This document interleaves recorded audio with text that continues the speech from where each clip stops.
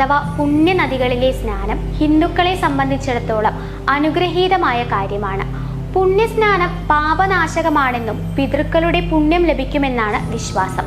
പുരാതന കാലം മുതൽക്കേ ഹിന്ദുക്കൾ പുണ്യസ്നാനം നടത്തിപ്പോരുന്നു.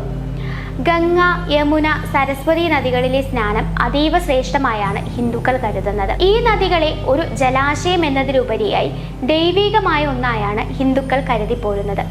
പാപങ്ങളിൽ നിന്ന് മോചിപ്പിച്ച് ഒരു വ്യക്തിയുടെ ആത്മാവിനെയും മനസ്സിനെയും ശുദ്ധീകരിക്കുവാൻ ഈ നദികളിലെ സ്നാനത്തിലൂടെ സാധിക്കുമെന്നാണ് വിശ്വാസം. ഗംഗാസ്നാനം വിശ്വപ്രസിദ്ധമാണ്. ഇതിനായി ഹരിദ്വാർ, ഋഷികേശ് തുടങ്ങിയ നഗരങ്ങളിലേക്ക് 10,000-കണക്കിന് ആളുകളാണ് ദിവസവും ഒഴുകിയെത്താറുള്ളത്. പുരാണങ്ങളിൽ ഗംഗാനദിയെക്കുറിച്ചുള്ള പരാമർശങ്ങളുമുണ്ട്.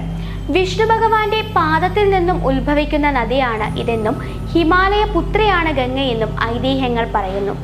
ഭാഗവതത്തിൽ വിഷ്ണുവിന്റെ ഭാര്യയായും ഗംഗ അറിയപ്പെടുന്നു. പരമശിവൻ ജടയിൽ നിന്നും ഒഴുക്കുന്ന നദിയും ഗംഗ തന്നെ. പരമപവിത്രമായ ഏറ്റവും ശുദ്ധമായ ജലമാണ് ഗംഗയിലേതെന്നാണ് വിശ്വാസം. അതുകൊണ്ട് ഗംഗയിലെ സ്നാനം സവിശേഷവും പുണ്യകരവുമാണ്.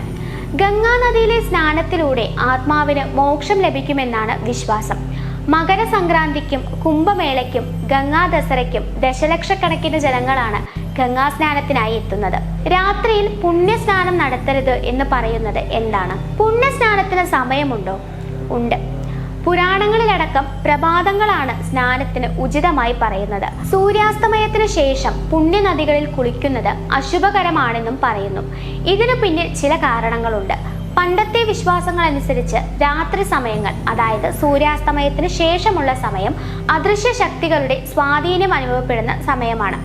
പുരാണ കഥകളും ഐതിഹ്യവും പറയുന്നത് രാത്രി സമയങ്ങളിൽ യക്ഷന്മാർ പുണ്യനദികളിൽ സ്നാനം നടത്തുകയും നദിക്കരകളിൽ അവരുടെ സാന്നിധ്യം ഉണ്ടാകുമെന്നുമാണ്. യക്ഷന്മാർ ദുഷ്ടാത്മാക്കളല്ല, എങ്കിലും വെള്ളം, കാട്, മരങ്ങൾ എന്നിവയുമായി ബന്ധപ്പെട്ടവയാണ് അവ. രാത്രികാലങ്ങളിലാണ് ഇവ സജീവമാകുന്നത്. ഈ സമയത്ത് അവരുടെ മേഖലകളിലേക്ക് പ്രവേശിക്കുന്നത് അനാദരവാണെന്നാണ് വിശ്വാസം. പുണ്യസ്നാനത്തിന്റെ ഉചിത സമയം. പുണ്യസ്നാനത്തിന് ഏറ്റവും ഉചിതമായ സമയത്തെക്കുറിച്ച് വ്യക്തമായ പരാമർശം ഹിന്ദു പുരാണങ്ങളിലുണ്ട്. മനുഷ്യർ പുലർക്കാലയാമങ്ങളിൽ അഥവാ ബ്രഹ്മമുഹൂർത്തത്തിൽ പുണ്യനദികളിൽ സ്നാനം ചെയ്യുന്നതാണ് ഏറ്റവും ഉചിതം.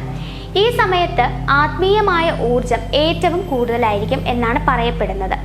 ഇതിന് സാധിച്ചില്ലെങ്കിൽ സൂര്യാസ്തമയത്തിന് മുൻപ് കുളിക്കാൻ പ്രത്യേകം ശ്രദ്ധിക്കുക.